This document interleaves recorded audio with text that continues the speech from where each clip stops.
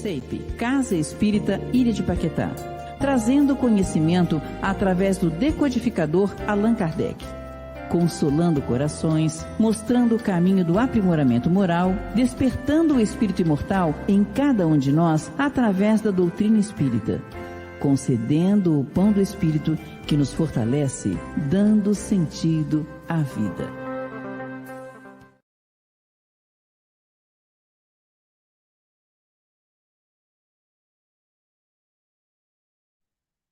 Boa noite a todos. Hoje, segunda-feira, 17 de maio de 2021, estamos aqui para mais um estudo do livro A Caminho da Luz com o nosso amigo Éder Andrade.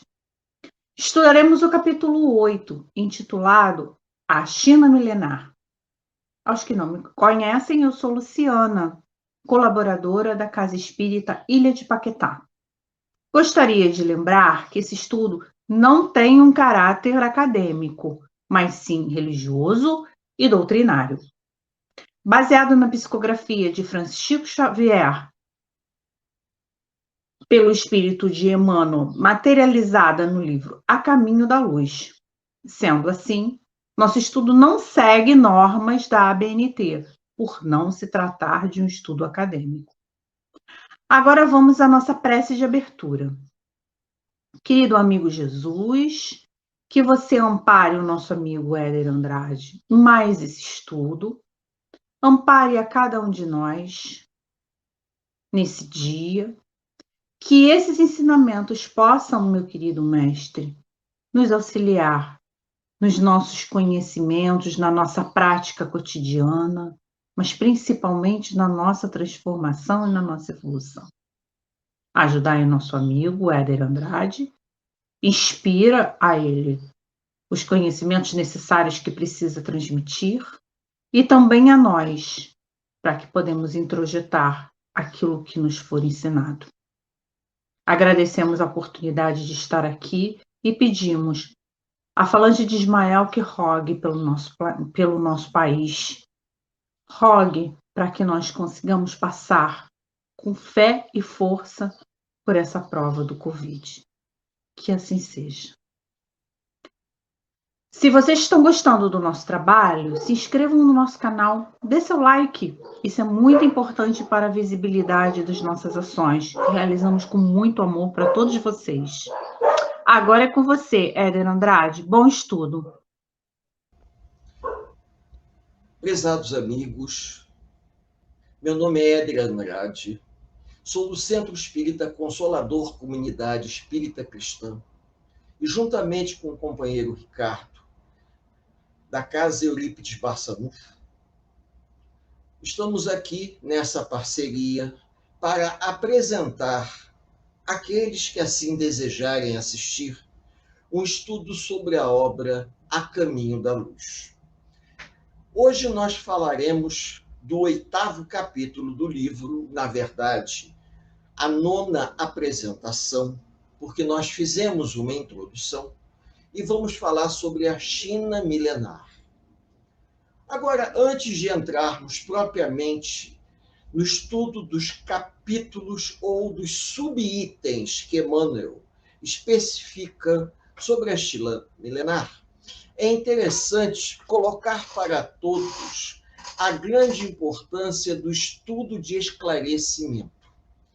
Essa semana tivemos a oportunidade de assistir uma palestra onde o orador foi muito oportuno e brilhante com a ajuda dos amigos espirituais ao nos chamar a atenção do quanto o trabalho espiritual nos auxilia em termos de esclarecimento para lidar com as situações mais imprevisíveis que a vida nos apresenta. Vejam bem, nós estamos passando por um momento muito delicado em que não apenas o Brasil, mas todo o planeta Terra está vivendo uma grande pandemia. Quando nós temos uma capacitação, um esclarecimento a respeito das verdades espirituais que nós acreditamos na condição de espíritas, isso nos dá uma bagagem, nos dá um conhecimento que permite lançar um olhar diferenciado sobre tudo que estamos vivendo. Quando Emmanuel convida Chico Xavier, em 1837 para 1838, elaborar a obra A Caminho da Luz, ele procurava e procura nos oferecer um trabalho de valorização da cultura, de valorização da humanidade como um todo. O conhecimento da humanidade que nos revela um manancial de informações que vão nos ajudar, vão nos dar um apoio logístico, vão nos dar um apoio científico, doutrinário, para lidar com as situações imprevisíveis da vida. Vocês podem ter certeza. E quando Emmanuel começa a discorrer no livro, falando a respeito das grandes civilizações da antiguidade, a gente percebe o quanto essas civilizações elas foram oportunas em contribuir com o mundo atual. A globalização, ela nos provou isso. Durante muito tempo, talvez pela falta de meios de comunicação apropriados, as civilizações permaneceram isoladas uma das outras. Mas com o fenômeno da globalização, dos anos 90 para cá, o mundo ficou tão interligado, que hoje nem tudo é novidade, mas, ao mesmo tempo, a gente se surpreende quando temos chance de, assistindo um documentário, mesmo que seja de turismo, a gente vê o interior dos países, a gente vê culturas milenares e se surpreende como povos conseguiram sobreviver isolados, produzindo, trabalhando, oferecendo para todos uma subsistência, cujo preço era um trabalho muito árduo. E esse trabalho árduo permitiu que grupos humanos evoluíssem, se tornassem grandes civilizações ligadas à produção agrícola, e essas civilizações se tornassem uma grande potência. É o que nós vamos ver hoje, guardando as devidas proporções. Não estamos fazendo nenhuma análise política, nem econômica, estamos seguindo um roteiro que Emmanuel nos oferece no livro A Caminho da Luz, para que os companheiros possam entender a importância cultural que cada grupo humano, que cada civilização que ele aborda no livro, nos legaram em termos de conhecimento. Então, eu peço ao nosso companheiro Ricardo para subir o slide, para que a gente possa começar a nossa apresentação. Então, nós vamos entrar na China milenar. É pitoresco, mas a China, durante muito tempo, ela ficou isolada em relação ao mundo exterior. Eu já comentei com vocês que quando os exilados de Capela começaram a vir e reencarnar na Terra, reencarnaram em levas diferentes, em grupos humanos diferentes. Curiosamente, a China já se encontrava num estágio até mais evoluído do que os outros grupos humanos vizinhos, mas num total isolamento. Como o Egito ficou isolado durante o Antigo Império, assim como a Índia ficou isolada durante um bom período, a China também vai ficar. E esse isolamento vai ter um preço, porque ao mesmo tempo que a civilização se fechou nela mesma e procurou evoluir com os recursos que ela tinha, perdeu a oportunidade de, através do intercâmbio comercial e cultural que vai se dar a partir da Idade Média para cá, quando todos ouvem falar em Marco Polo e a viagem de Marco Polo à Índia, e a China, tá? Essa viagem de Marco Polo vai se dar quando? Baixa Idade Média. Quando a Idade Média já estava em processo de decadência e os italianos estavam comercializando com o Oriente. Mas nesse momento aí, antes de Cristo, a China era totalmente isolada por conta do tipo de terreno, a falta de estradas, uma língua completamente diferente. A combinação de vários fatores fazia com que os grupos humanos ficassem confinados em determinadas regiões, principalmente aonde existiam grandes rios. Então vamos ver o primeiro slide. A China surgiu ao longo de dois grandes rios, Rio Amarelo e Rio Azul. Entre esses dois rios, uma planície fértil permitiu o desenvolvimento do cultivo.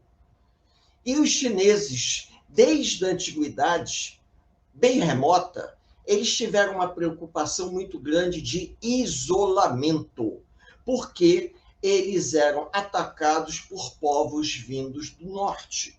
Esses povos vindos do norte deram origem a um desenho animado, ou filme, que agora a Disney está publicando, chamado Mulan, aonde os mongóis invadiam a China.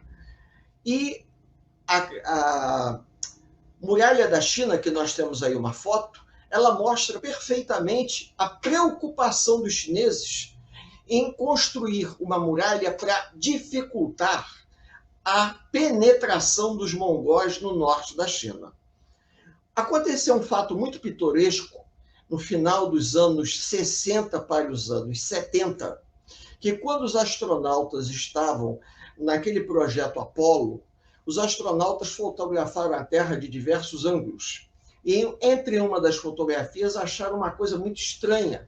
Havia uma linha bem nítida na Ásia, que eles enviaram as fotografias e, quando fizeram uma pesquisa, descobriram que a Muralha da China é talvez o único monumento construído pelo homem que pode ser visto do espaço, devido ao tamanho. Por aí vocês imaginam, né? O tamanho e a extensão. E por que isso foi construído? Porque os chineses não tinham um exército organizado que pudesse fazer frente à invasão mongol. E os chineses, com isso, ao longo de várias dinastias, porque isso não foi uma coisa que aconteceu de uma hora para outra, para facilitar, ao longo de vários governos, eles foram construindo, tá, a muralha, mas com que objetivo? Se isolar do ataque dos invasores vindos do norte, dos mongóis. Entre os mongóis, muitos conhecem Gengis Khan, Kublai Khan, né, que era neto de Gengis Khan. Inclusive, na Netflix tem um seriado chamado Marco Polo, que é a história de Marco Polo com Kublai Khan. São só 2 temporadas. Quem desejar assistir, veja, porque é muito interessante, tá?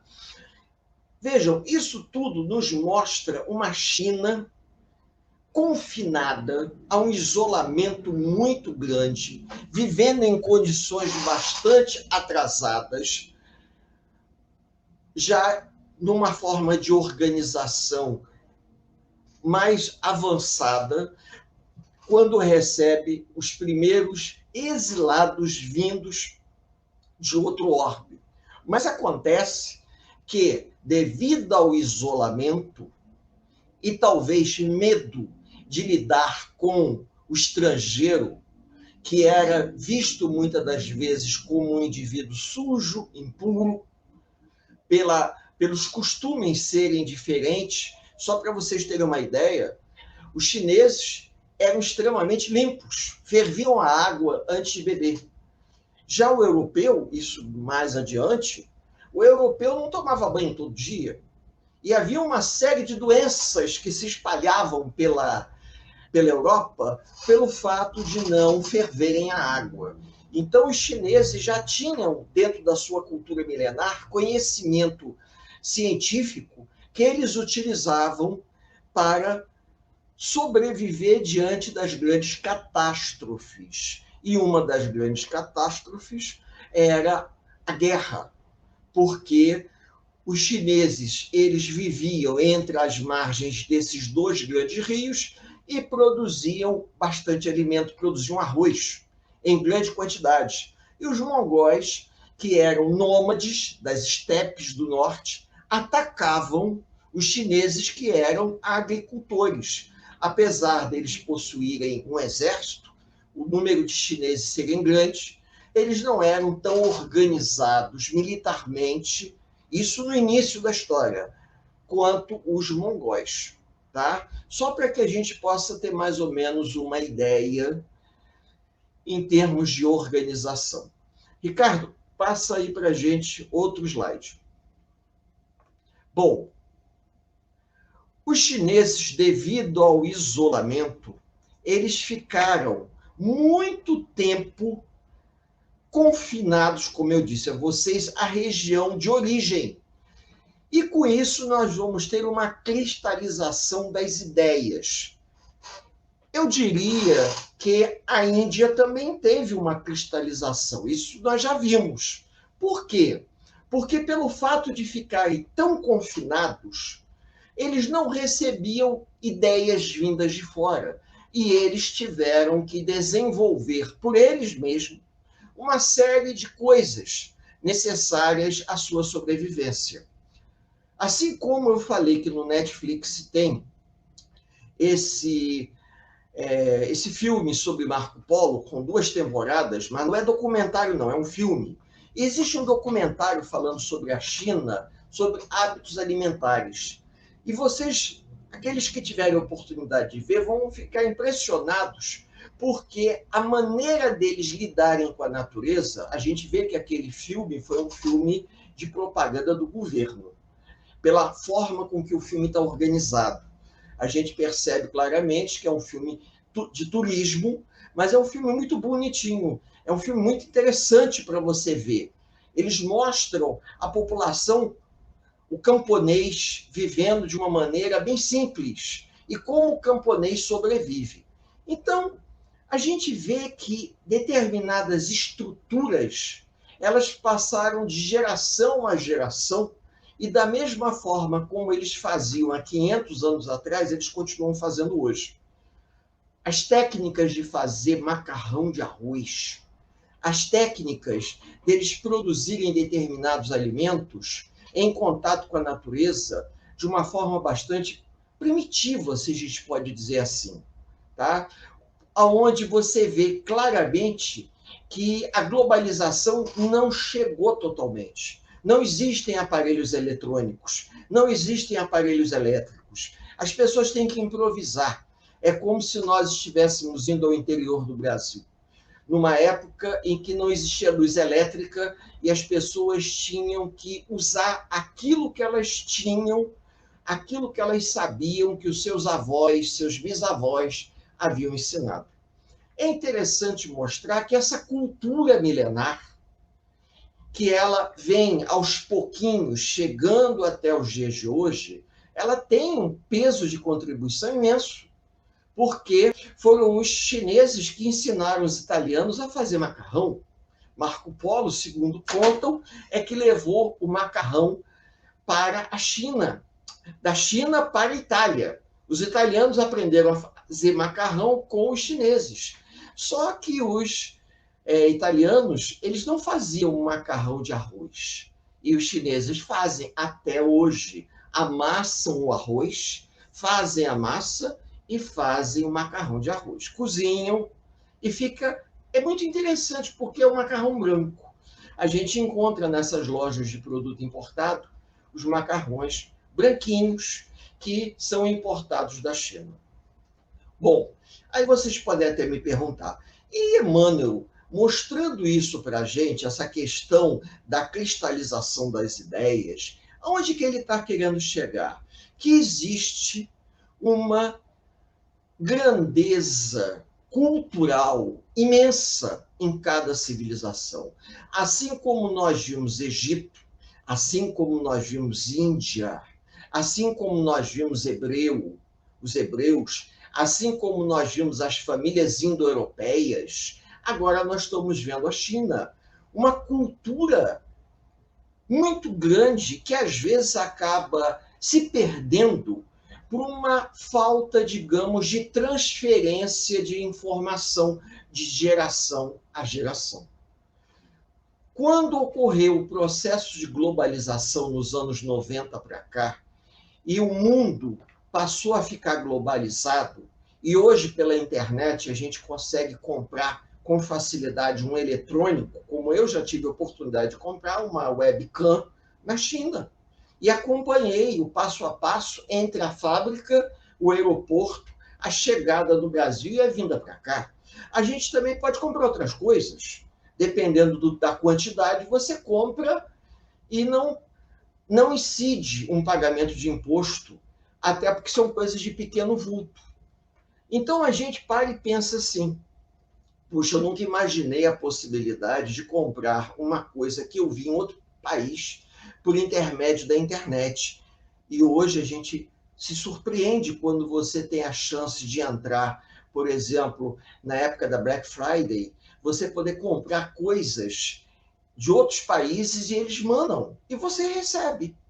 Principalmente por essas lojas aí que trabalham com produtos importados. Eu só não vou falar para não fazer propaganda, não é verdade? Mas isso representa o quê? Um intercâmbio. Porém, parte dessa cultura milenar, ela se perde. Por que ela se perde? Porque você tem um antagonismo muito grande entre a cidade e o campo. O crescimento desordenado das cidades, o crescimento industrial, fez com que ocorresse um abismo muito grande entre a cultura do mundo rural, se nós podemos chamar assim, e a cultura do mundo urbano. Os chineses faziam até papel de arroz. Eu cheguei a ver uma vez um filme em que as pessoas faziam papel de arroz e saíam vendendo nas cidades. Hoje, com a mudança do perfil, a produção industrial em larga escala, muita coisa foi perdendo o peso de importância. Hoje, no Brasil, quando nós pegamos um carro e vamos viajar ao interior de Minas, São Paulo, principalmente Minas e São Paulo, que são estados vizinhos, a gente tem a oportunidade, às vezes, de ir numa cidade pequena e a gente se surpreende, porque algumas cidadezinhas ainda conservam uma certa tradição. Minas com a produção do leite, do queijo, São Paulo com a produção da manteiga, a produção do café. Então a gente se surpreende quando você vai e vê isso, porque é uma tentativa de se conservar a cultura que nós não podemos nos esquecer. Nós temos que olhar para o futuro, mas voltados um pouco para o passado. O passado nos ensinou e nos trouxe até aqui. Eu não sei agora de estalo se nós vamos falar do Japão, mas o Japão é um exemplo perfeito de que a cultura milenar japonesa, eles preservaram de tal forma que o crescimento industrial ele anda paralelo. Alguns povos asiáticos, e a China também, guardando as suas devidas proporções, tenta preservar, mas a globalização ela está engolindo isso. Porque aquilo que antes você comprava você realizava de forma doméstica, hoje é industrializada. Antigamente nós íamos na feira e comprávamos determinada coisa na feira que hoje a saúde pública proíbe. Você tem que ir ao supermercado e aquilo é vendido a vácuo. Até aí, tudo bem. Você não precisa ir numa feira, como antigamente, muitos devem se lembrar, as pessoas compravam galinha na feira, o indivíduo matava a galinha, não só depenava e você levava a galinha morta para casa.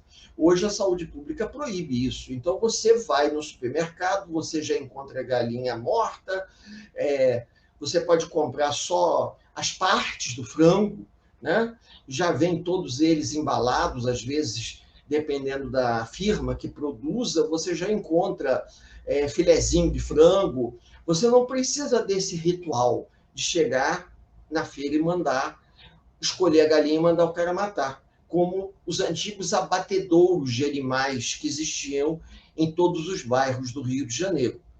Quem é mais velho deve se lembrar disso, os abatedouros. Então, isso é uma mudança de costume, é uma mudança, são as tradições que estão se modificando. Nós estamos passando por todo um processo de transformação. Não deixa de ser globalização, mas a globalização ela não pode acabar com questões da cultura que têm um peso, significado para todos nós. A gente não pode sair de um estágio para cair em outro. Você não pode sair de uma vida parecendo o Brasil colônia para um Brasil do século 22. A gente não pode sair, porque com isso nós vamos perder muitas informações. E é exatamente isso que ele nos chama a atenção, para que a gente não perca informações, conhecimentos, que a gente valorize a cultura do outro. É diferente, mas não quer dizer que aquilo é inferior, é só diferente. Às vezes, quando você conhece a cultura de um outro povo, você conhece toda uma história, através da alimentação, através dos hábitos. A gente, às vezes, fica surpreso. Eles comem coisas que nós não comemos. Mas isso tudo tem a ver com a cultura, tem a ver com as tradições, tem a ver com a história, com as dificuldades que aquele povo passou e superou. Então, nós temos que respeitar, acima de tudo, as diferenças. Porque o que o Cristo esperava de todos esses grupos humanos é o que ele espera de nós, que a gente possa aprimorar a nossa espiritualidade, independente da religião que a gente siga.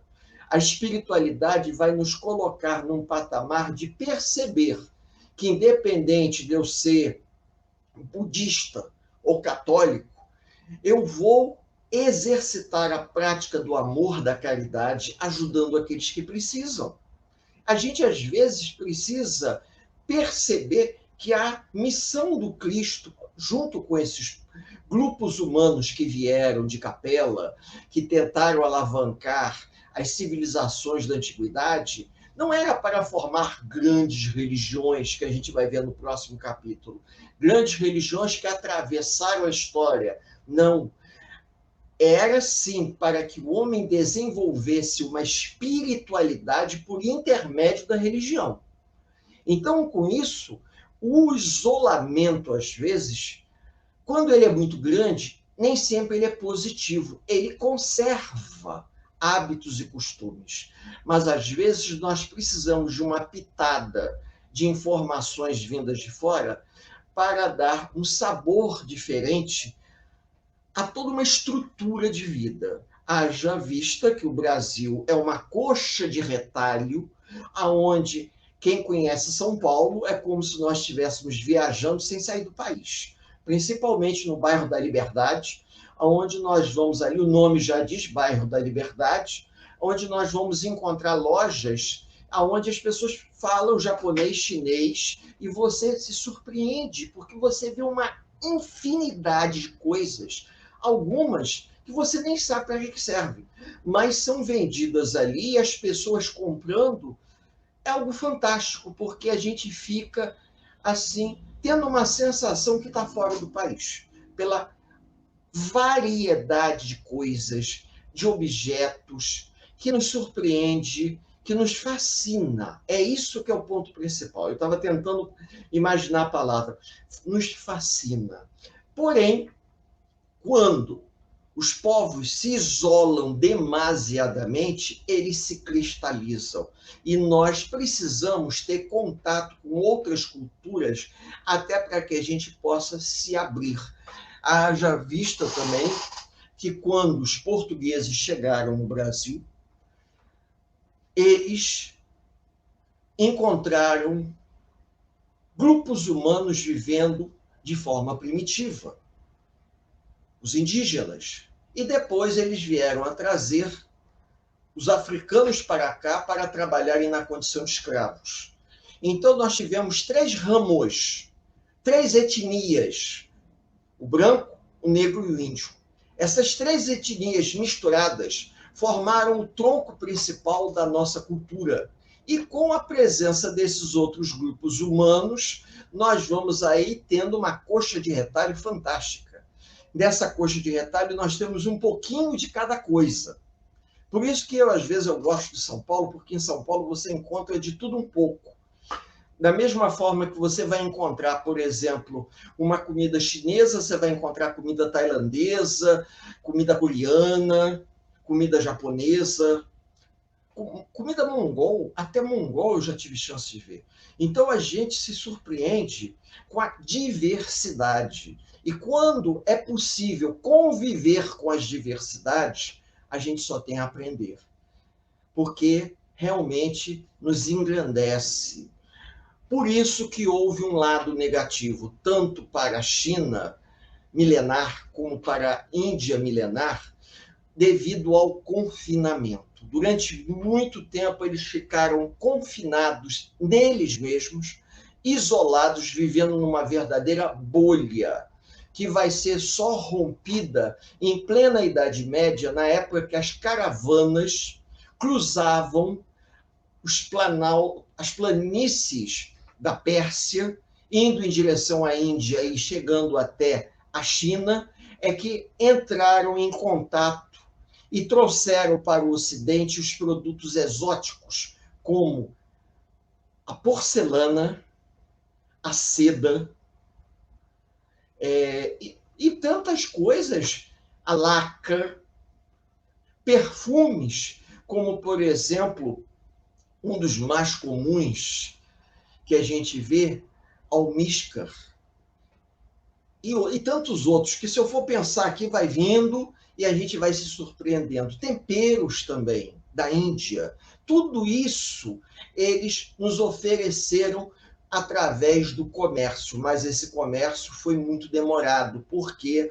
Porque o medo da guerra, o medo de entrar em conflito com os povos vizinhos, já que eles tinham sérios problemas com os invasores do norte, fez com que os chineses ficaram isolados, conservando hábitos milenares, como a gente observa aqui, por exemplo, que a gente vai ter o agricultor chinês levando a sua produção para vender no mercado. Eu não coloquei aqui, mas os chineses têm uma prática de pesca que até hoje ainda existe em determinadas regiões. Existe um tipo de pássaro chamado cormorão, que nós conhecemos aqui no Rio como mergulhão, que se esse pássaro, aqui na Lagoa Rodrigo de Freitas tem muito mergulhão, é um pássaro preto, fininho, e esse pássaro, se ele for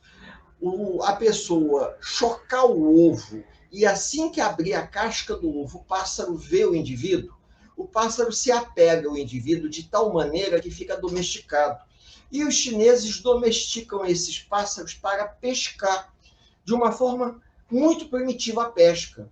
Então, ele vai com o barco, um monte de pássaro posado assim na lateral daquele barco primitivo. E todos os pássaros com uma cordinha no pescoço. O pássaro mergulha, pega o peixe, sobe, ele pega o pássaro, tira o peixe do bico do pássaro e joga o pássaro de novo na água. O pássaro não engole o peixe porque a cordinha não deixa o peixe passar pelo pescoço. É chamado de pesca com cormorão, que corresponde ao nosso mergulhão que tem aqui. Se alguém já foi na Lagoa Rodrigo de Freitas ou aqui em Jacarepaguá, que vê aquele passarinho preto que fica nadando assim, ele mergulha e depois sobe, é um parente, um primo distante.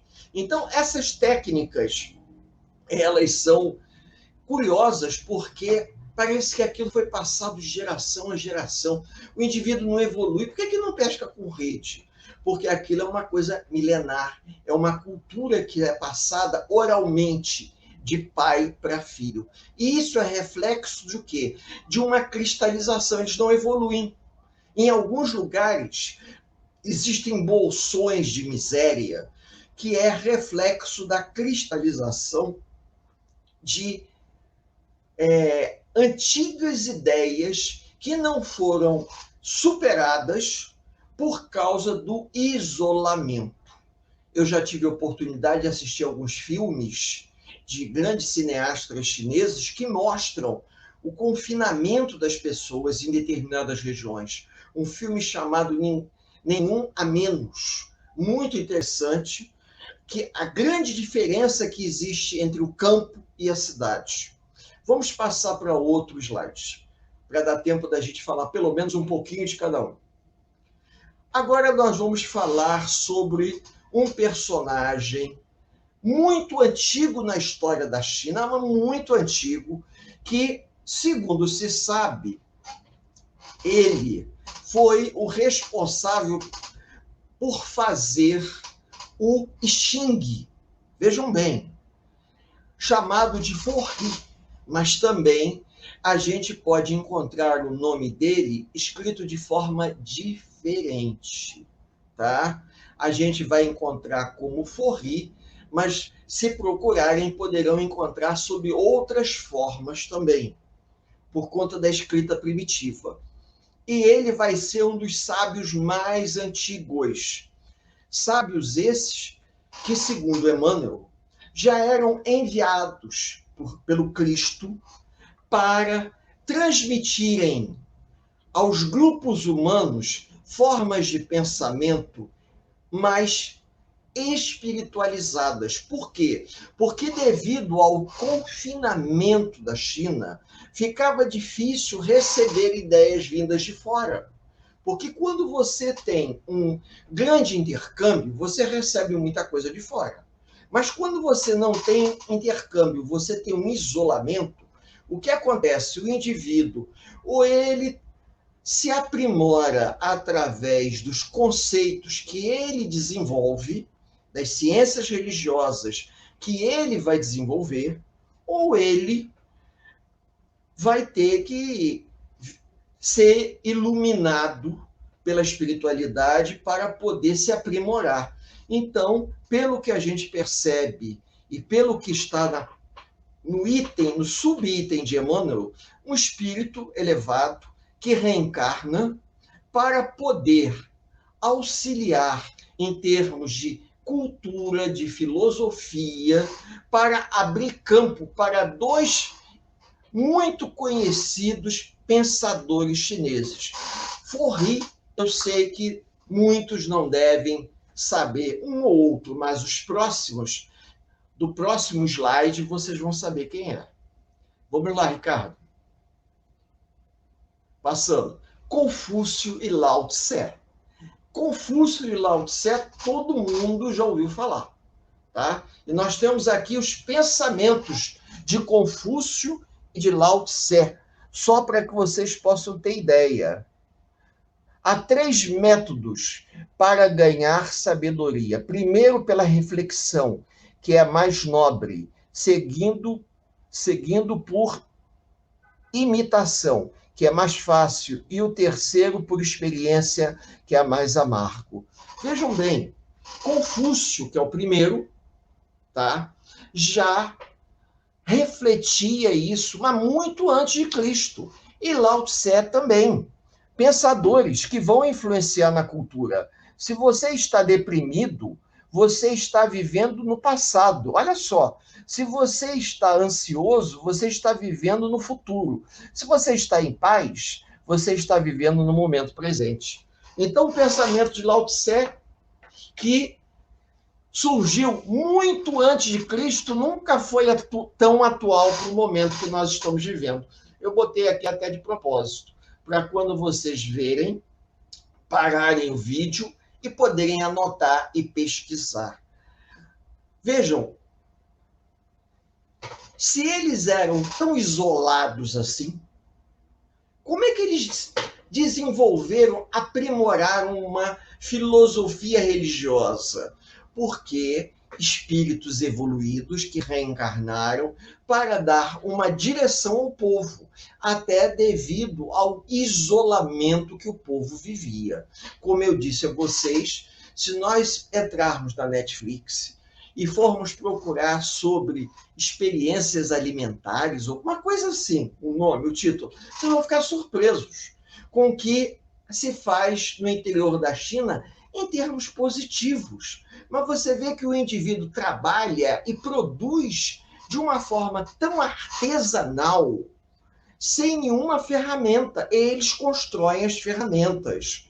Então, o indivíduo, ele provavelmente não deve saber ler e escrever, a gente percebe, pode ser até que saiba o básico, mas a forma com que as pessoas vivem são formas muito primitivas. Talvez se a gente fosse numa máquina do tempo e voltasse uns 50 anos atrás, na época da Revolução Cultural de Mao Tse-tung, as pessoas talvez vivessem daquela forma.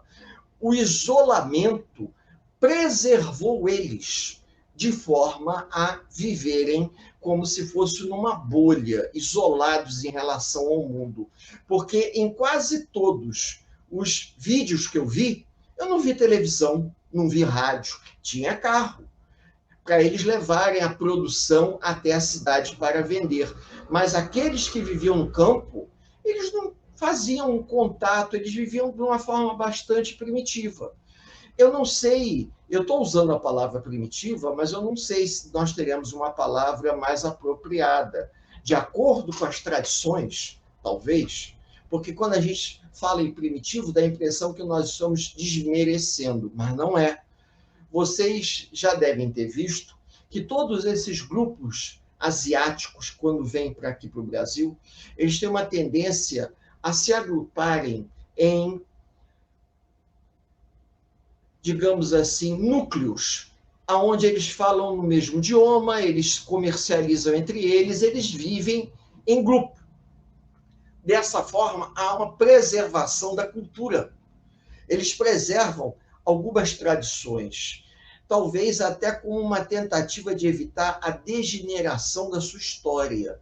Nós, por exemplo, que somos indivíduos extremamente miscigenados, aonde quando a gente vai estudar, por exemplo, folclore, você estuda um pouco da cultura do branco, da cultura do índio e da cultura do negro.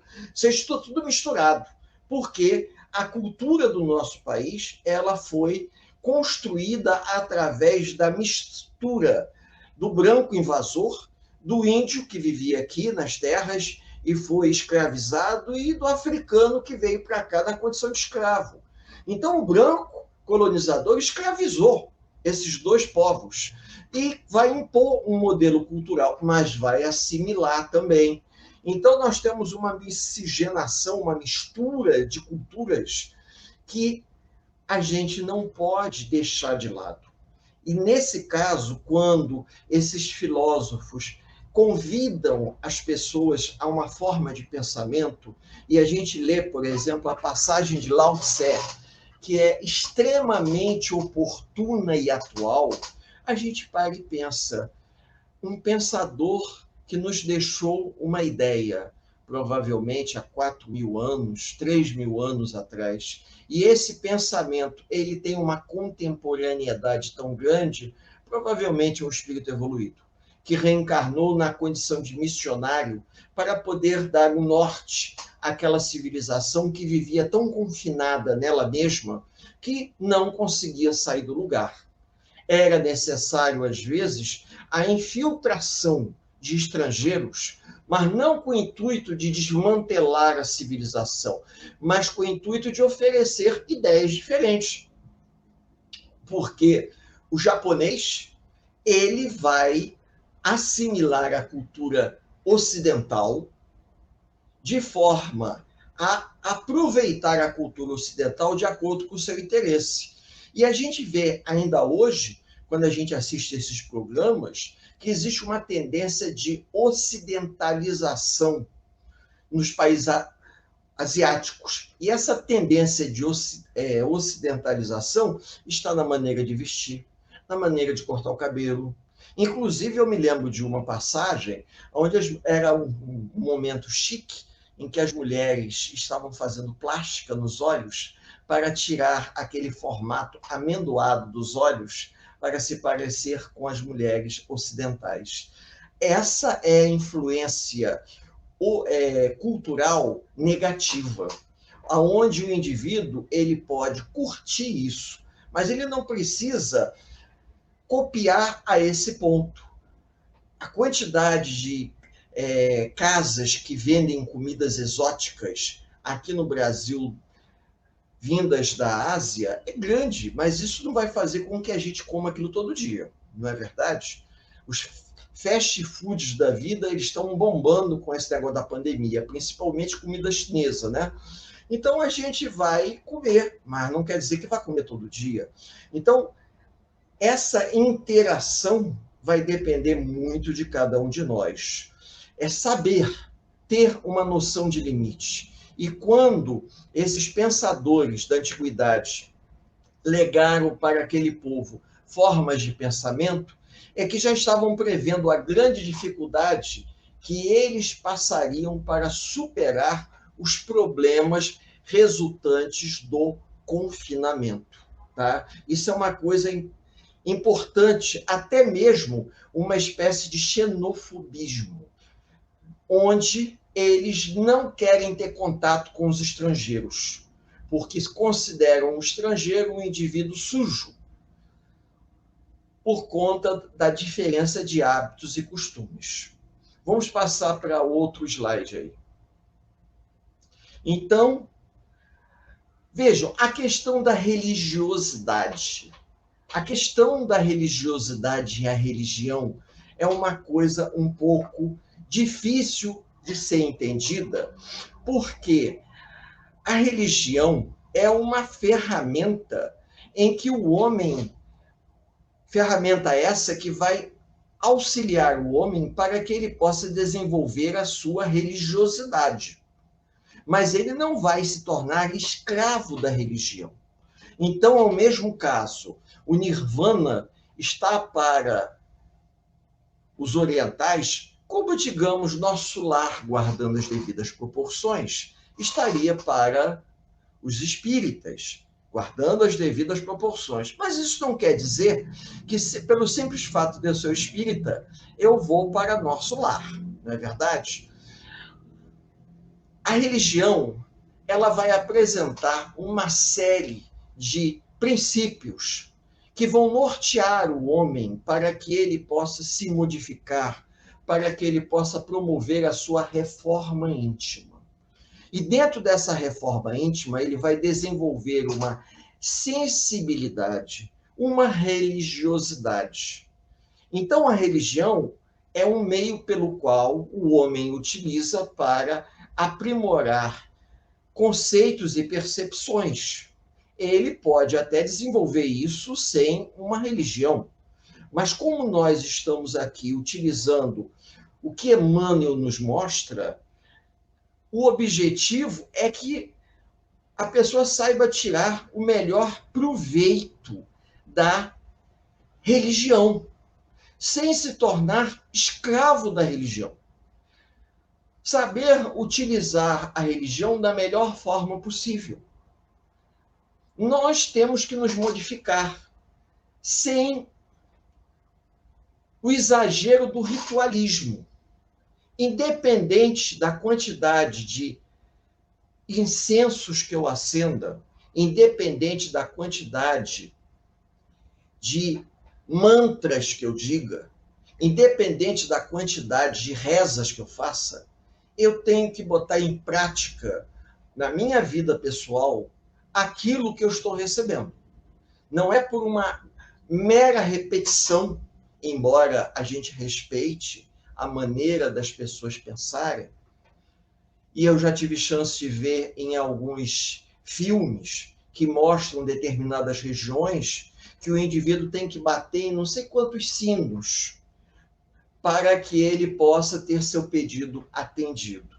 Se ele acredita nisso piamente, ele tem todo o direito de realizar o ritual, assim como os tradicionais católicos, quando passam em frente a uma igreja, o indivíduo se benze, tá? Faz o sinal da cruz, porque há uma cultura atávica que ele traz de outras encarnações. Mas quando nós paramos para pensar, a gente vê perfeitamente que não é o ritualismo que vai determinar a nossa trajetória de vida, muito menos a nossa chegada a uma colônia evoluída, um local mais sublime, como o nosso lar, por exemplo, né? Eu estou usando o nosso lar para guardar devidas proporções, embora André Luiz deixa claro que nosso lar ele fica colado no umbral, né? Então a gente sabe perfeitamente, mas todo mundo ficou impressionadíssimo com o filme Nosso Lar, principalmente com aqueles aeróbus, aquelas coisas todas, todo mundo, aquilo ali se tornou sonho de consumo. Porém, para nós chegarmos lá, não basta a gente ter o conhecimento da doutrina, a gente tem que viver a doutrina. E às vezes a gente se surpreende que existem pessoas que dão testemunhos de vida fantásticos e não têm religião. Não são espíritas, são cristãos e dão aquele depoimento através de pequenos exemplos da prática do amor ao próximo. Uma coisa que nos falta às vezes e a gente precisa repensar, principalmente num momento tão difícil. Então, vejam, nesse caso, nós poderíamos pegar o exemplo da questão da religiosidade na China por conta do confinamento. As pessoas ficaram tão confinadas que elas acreditavam, assim como no Egito Antigo, acreditava-se que quando o indivíduo morria, ele tinha que levar junto da sua sepultura uma quantidade de uma oferenda, para que essa oferenda, no momento do julgamento no mundo dos mortos, ele pudesse comprar a sua salvação. Pensem bem, o indivíduo tinha que levar, digamos assim, um pequeno dote, para que com esse dote ele pudesse comprar a sua salvação. E com o passar do tempo vai haver uma mudança na religião egípcia. E nessa mudança, o que vai determinar a salvação do indivíduo vão ser as virtudes que o indivíduo vai cultivar ao longo da vida. É nesse sentido que os pensadores chineses eles vão tentar influenciar até mesmo na religião para que as pessoas pudessem valorizar o que há de bom no outro e não aqui a posse dos bens materiais, porque o materialismo ele sempre existiu em todos os povos da Terra. Quem tem mais pode mais. As pessoas com maior poder aquisitivo, elas sempre procuram dar um jeitinho para serem, digamos assim, abençoadas, comprar a salvação. Quem não lembra que em plena Idade Média, final da Idade Média, o Papa ele estava vendendo indulgência e as pessoas compravam a indulgência, o indivíduo pagava para receber um papel, aonde nesse papel estava ali escrito de que fulano de tal, ele tinha seus pecados perdoados. Então essa prática infeliz, ela vem da antiguidade, o homem se acha no direito, porque tem riquezas, de comprar a salvação. Enquanto que os pensadores chineses, devido ao isolamento em relação ao mundo externo, procuram convidar o povo a pensar de forma diferente, para que eles não se materializassem tanto. Porque quando nós temos as influências de outros povos, às vezes as influências dos outros povos elas acabam sendo benéficas, porque descortinam, revelam para nós informações que nós não sabíamos. É o caso, por exemplo, dos egípcios que tiveram contato com os povos do Oriente, do Mar Mediterrâneo Oriental. Esses povos do Mediterrâneo Oriental, como gregos, romanos, fenícios, legaram ao povo egípcio um conhecimento que ajudou. Você quebra um pouco daquela rigidez, aquela estrutura rígida na forma de pensamento, aonde o indivíduo se vê, por exemplo, condenado ao sofrimento eterno por não ser como os outros. Então, o fato dele não ser exatamente como os outros são, ter riqueza, ter conhecimento, ele vai ser condenado ao sofrimento eterno. Então, vejam a mudança de postura, a influência espiritual, não só na China, mas, como eu falei, no Egito também, na mudança entre o indivíduo não levar riqueza material, mas ele levar virtudes em seu coração. No momento do juízo final, o que pesava na balança no mundo dos mortos era o coração do morto. Esse peso era o peso das virtudes que ele havia amealhado ao longo da vida. Isso é que ia garantir a entrada dele no mundo dos mortos. Já os outros povos, o indivíduo tinha que levar dinheiro para poder pagar a passagem. Como, por exemplo, nós vamos ter oportunidade de ver, creio eu, que os povos da Grécia Antiga, o indivíduo tinha que levar moedas para pagar o barqueiro, o Caronte, que fazia a travessia entre o mundo dos vivos e o mundo dos mortos. Ele tinha que levar uma passagem para poder pagar. Então, isso é uma coisa assim, pitoresca. A cultura é um negócio fantástico. E quando a gente começa a estudar, a gente se perde. Mas vamos lá, Ricardo, avança aí, qualquer coisa a gente volta a falar. Muito bem. Eu coloquei esse slide para chamar a atenção dos amigos de um filme que passou no cinema nos anos 80, chamado Taipan. Taipan quer dizer mercador, ou melhor, um mercador que dominava o comércio da ilha de Hong Kong, em plena metade do século XIX. Foi um livro e um filme que já passou na televisão e no cinema. Vocês podem procurar, provavelmente em DVD ou através dessas locadoras virtuais, porque é um filme muito bonito. E ele mostra exatamente quando a China, assim como o Japão, começaram a se abrir para o comércio ocidental, as consequências, porque eles não estavam preparados para se abrirem, e o europeu forçou a abertura do comércio. Por quê? Porque a China tinha um mercado imenso, e aí o Taipan, que era o mercador, ele pagava o tributo que o imperador pedia, e o imperador liberava ele para comercializar. E esse filme trata de um assunto bastante delicado, porque o ópio na China era muito utilizado. O chinês fumava ópio. E os comerciantes ingleses, eles descobrem que ali poderia ser uma fonte de renda fantástica. Só que tem um detalhe, na Inglaterra o ópio era proibido, mas na China não. E os comerciantes que comercializavam ópio na China, eles eram ingleses.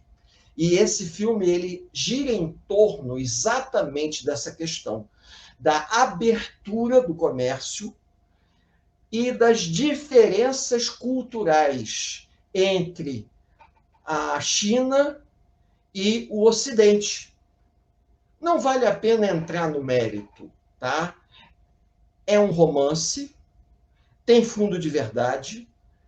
A história pode ter um pouco romanceada, mas tem um fundo de verdade, porque procura mostrar a grande diferença do comércio e da mentalidade. Teve um filme que passou na televisão e no cinema, chamado Lanternas Vermelhas, onde um homem na China podia se casar com várias mulheres. E nesse filme mostra isso, que o homem poderia se casar com 2 ou 3 ou até 4 mulheres. E o mais interessante, que eu nunca consegui entender na essência, o homem poderia se desfazer das mulheres. Ele podia vender uma mulher. E nesse filme ele trata a respeito disso, da cultura chinesa. Isso é reflexo do quê? Do isolamento, como eu falei a vocês. Apesar de terem grandes pensadores, havia uma ignorância também, ignorância no bom sentido, né? Ignorância na falta de informação. O povo não tinha informação. Como não tinha informação, às vezes se desdobrava dentro da sociedade algumas coisas absurdas, fruto da falta de conhecimento, fruto da falta de esclarecimento. E hoje, quando a gente assiste, por exemplo, The Voice, né? Todo mundo gosta de ver o The Voice aqui, The Voice Brasil, The Voice 50, 60 mais. Pois então, eu entro na internet e vou ver o The Voice no mundo. E a gente vê o The Voice na China e a ocidentalização, quando a gente vê os jovens usando calça jeans com cabelo cortado, tipo alguns cantores norte-americanos, tentando imitar. Isso é um movimento de ocidentalização muito forte, aonde o indivíduo ele tenta romper um pouco com a sua cultura e tenta se identificar com a cultura de um outro povo por vários fatores, que não vem o caso aqui tentar enumerar, porque eu posso incorrer num erro de interpretação. Mas isso é muito comum, às vezes até por achar legal. Não é verdade? Vamos pensar assim, não por menosprezar a sua cultura, mas porque, às vezes, a cultura milenar, ela sufoca o indivíduo. O indivíduo, às vezes, ele quer encontrar uma válvula de escape numa coisa diferente. Se tiverem oportunidade, procurem. Eu tenho certeza que esse filme Taipan, ou no YouTube, ou num desses canal a cabo aí, vocês poderão assistir. É um filme muito bonito, que mostra essa história de dois comerciantes, ricos comerciantes ingleses, disputando o controle do comércio na ilha de Hong Kong. Tá? Bom, vamos lá, Ricardo, passando o slide para a gente chegar ao ponto. A China atual. A China atual, ela é um desdobramento um pouco do mundo ocidental, a ponto de a gente ver aqui McDonald's, né? O antigo palácio imperial que todo mundo vai visitar, aonde viveu o último imperador, que foi um filme que concorreu e ganhou o Oscar. A gente vê o modelo dos jovens chineses que, dentro do movimento de ocidentalização, as cidades sendo construídas imitando modelos ocidentais, construções ocidentais, fugindo todo aquele estilo arquitetônico milenar. Por quê? É o mundo moderno convivendo com o mundo milenar. É a cultura do mundo moderno, uma cultura fast food, por exemplo, convivendo com uma cultura milenar. E isso é reflexo do quê? Globalização. A globalização, ela impôs esse modelo e muitos acabaram aceitando porque é uma forma, digamos assim, de você estabelecer um link. E eu acho que o maior salto da globalização foi a internet, que hoje você liga seu computador, nem precisa ser o computador, você liga o seu celular. Liga seu celular, digita e entra num site de outro país, assiste filme, você consegue ver tudo. Às vezes eu fico surpreso, que eu sou de uma geração que a televisão... Eu me lembro que a nossa televisão era preto e branco, uma televisão grande. A gente assistiu a Copa do Mundo de 70, numa televisão preto e branco. Só chegamos a ter televisão colorida no final dos anos 70 para os anos 80. E hoje você tem um celular que é uma televisão. Você tem um celular que é um computador. Você tem um celular que faz tudo. Até um estudo como esse eu posso transmitir pelo celular. E, curiosamente, boa parte dessa tecnologia está vindo do Oriente. Então, apesar deles terem ficado confinados tanto tempo, China como Índia, nós percebemos a presença da influência espiritual quando a gente vê que a China correu atrás de um atraso milenar na industrialização, a Índia também está correndo atrás. Tem um preço? Tem, mas isso não vem ao caso. A gente precisa entender que a China tem indústrias que concorrem com as indústrias do Ocidente em termos de qualidade, em termos de preço, e na Índia nós temos os maiores cérebros de produção de informáticos, os sistemas, os programas indianos, eles dominam o mercado, porque os principais técnicos de informática, se eu posso dizer assim, né, eles são indianos. E a gente se surpreende.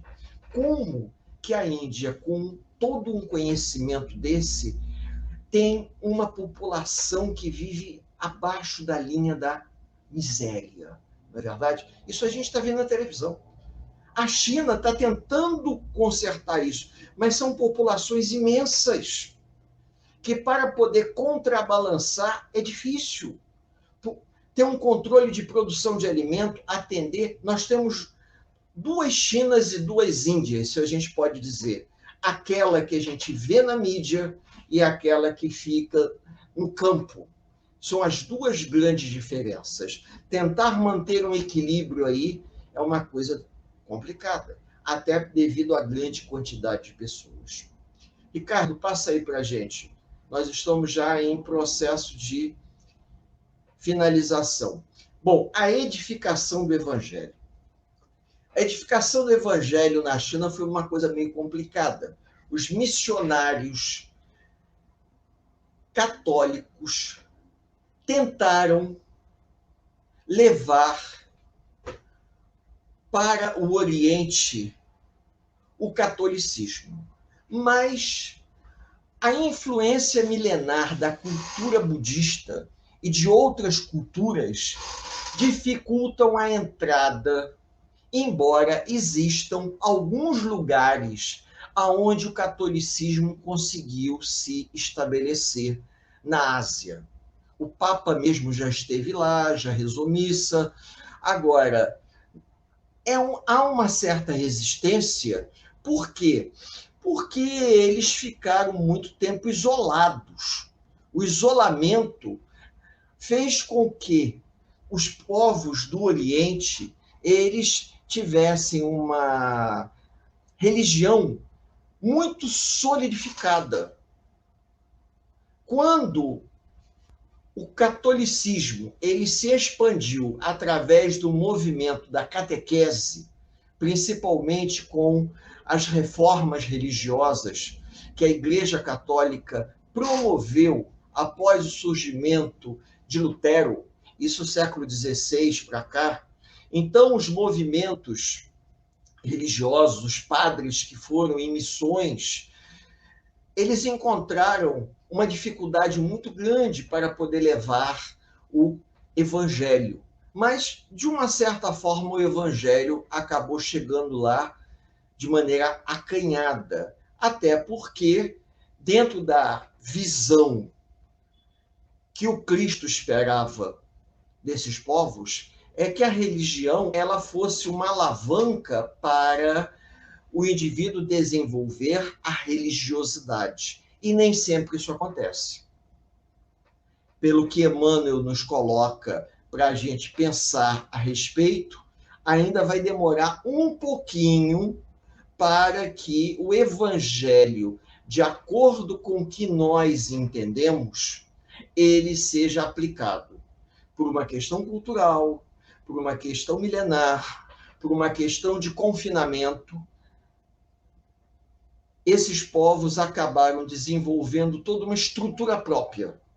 Estrutura essa que hoje, com a globalização, eles já são um pouco mais permeáveis, mas mesmo assim a gente percebe que eles se isolam neles mesmos. Não sei se é um receio de que a cultura do estrangeiro vá contaminar os pontos de vista ou que, de repente, possa desencadear algum processo de mudança de estrutura, de ver o que eles entendem como sendo uma verdade. Por isso que até mesmo na antiguidade, fazendo uma comparação, os povos antigos, eles aceitavam os estrangeiros desde que eles pagassem impostos, mas não aceitavam que os estrangeiros convertessem os seus cidadãos à sua religião. Havia uma liberdade muito grande. Os únicos que vão permitir que a religião do estrangeiro possa ser difundida serão os árabes. A gente vai ver isso. Por conta do quê? Justamente, talvez, receio de que a cultura do estrangeiro ela possa causar uma deformação. De repente, mostre alguma coisa que os governantes não querem que eles vejam. É uma suposição. Em outras palavras, é uma cultura que se impõe. É uma cultura imposta pela classe dominante, já que eles são povos que ficam confinados. É o caso, por exemplo, da Índia, que nós vimos aqui. Por que a estrutura das castas se mantém na Índia? Porque a classe dominante faz questão de manter o processo piramidal. Porque há um movimento social muito suave em interatividade, interação entre as castas, mas como a classe dominante mantém a estrutura continua existindo. Assim acontece com os outros povos também. A China não vai ser diferente. Existe a religião principal, mas a classe dominante mantém aquela estrutura para um controle da própria sociedade. A gente vê isso até por ser um sistema político diferente do nosso. Tá bom? Eu acho que nós estamos finalizando aí. Esse é o último. Exatamente. A próxima realmente vai ter muita coisa para falar sobre as religiões do passado. Vejam, para que a gente possa fazer o nosso fechamento mais breve possível, o que Emmanuel quis nos trazendo a China milenar? Mostrar que cada povo da antiguidade, cada grupo humano, apresentava características próprias, com um valor cultural imenso. Valor cultural que não podemos desmerecer. As culturas entrelaçadas, elas formam a humanidade. Porém, os povos têm o direito de livre escolha. E quando Emmanuel ditou para Chico Xavier esse livro, nós estávamos prestes à Segunda Guerra Mundial.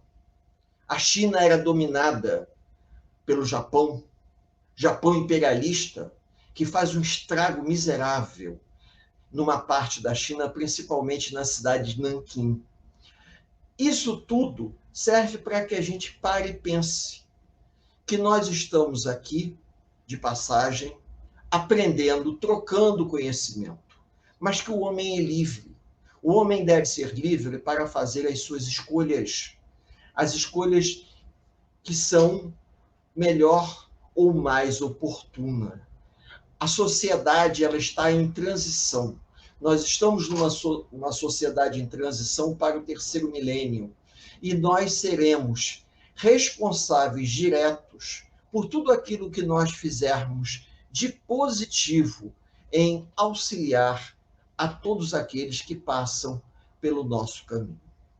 Eu convido os amigos a elevarmos o nosso pensamento para agradecer a Deus, nosso Pai, e Jesus, nosso Mestre, por esse encontro de paz e de luz, aonde nesse breve momento tivemos a chance de estudar um pouquinho algumas ideias, não procurando nos aprofundarmos muito na parte de história, para não fugir ao que Emmanuel está tentando nos chamar sempre a atenção, da grande responsabilidade que nós temos enquanto humanidade, em uma grande confraternização dos povos em prol da paz mundial.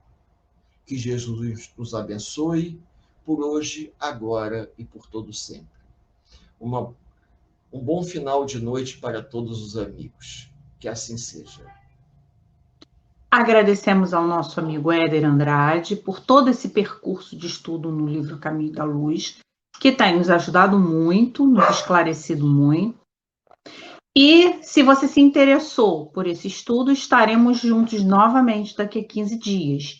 Você também tem a oportunidade de ver as aulas anteriores no nosso canal.